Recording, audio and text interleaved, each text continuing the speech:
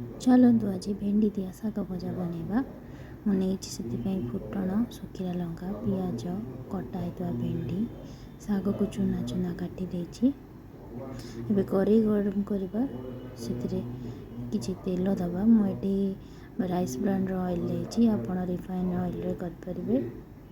सोरिष तेल मते यूज कर परिबे। तो तेल गरम होला परे हमें पंचफुटण सुखिला लंका पकई दबा।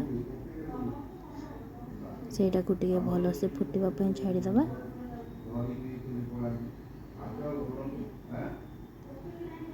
फुटणटा फुटी गले बास्नाटा भल आसता है। फुटणटा एबे फुटी गलानी भल से। तापरे हमें पियाज पकेइबा सेतिरे।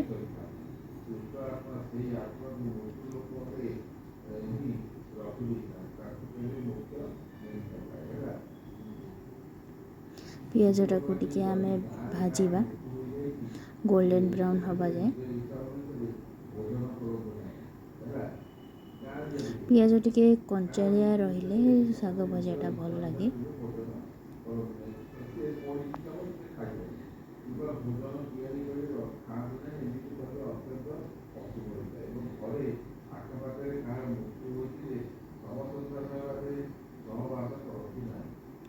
देखो पियाजटा टिके भाजी ही आसलानी गोल्डन ब्राउन हो गलानी। एबे सेतिरे आमे भेंडी भजा पई पकेइबा। भेंडीटा टिके मोटा काटिबे। बेसी मोटा नुहे कि बेसी पतला नुहे।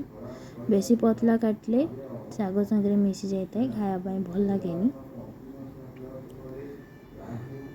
से देखिपारे मु मीडियम साइज रे काटी। तापरे आमे भेंडी को टिके घोड़े दबा। भेंडीटा एबे भल से भाजी हो गलानी। सेतिरे आमे शाग पकेइबा।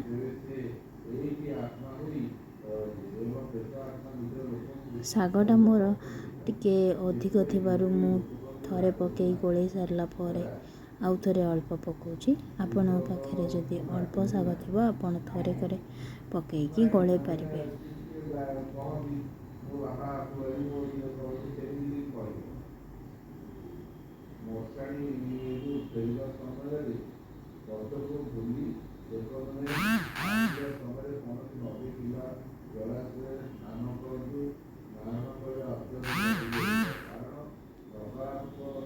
देखंतु शागटा को मु भल से गोळेई देली।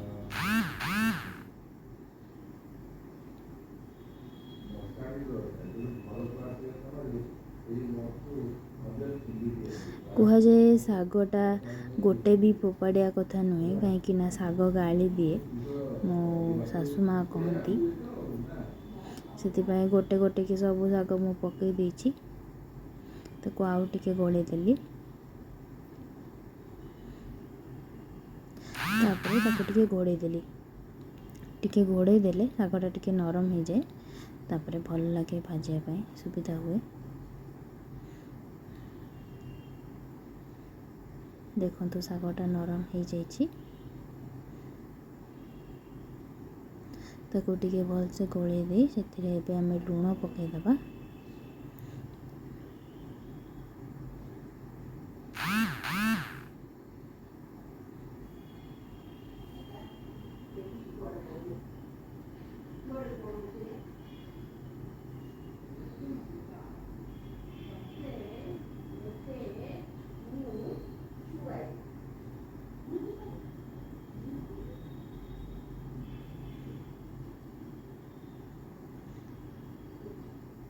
देखंतु मु एबे लूण पकई देली।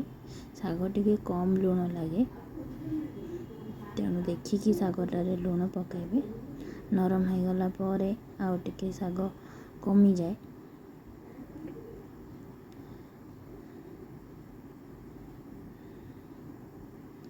शागरे लूण पकई सारला परे ताको आमे एमती किछि समय खरड़िबा।